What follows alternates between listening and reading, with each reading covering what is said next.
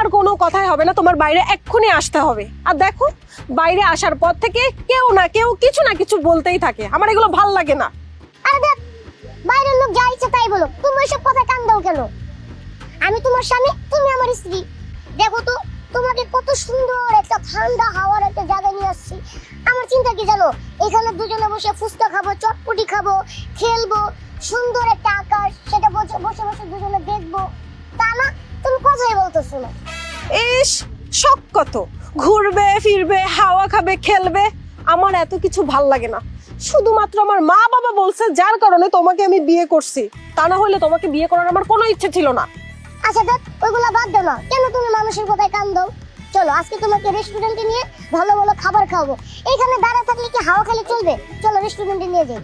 আল্লাহই জানে, রেস্টুরেন্টে যাওয়ার পরে কি জানি কোন মানুষ এসে তোমাকে দেখে আবার সিন ক্রিয়েট করে, আমার এগুলো আর ভাল লাগে না।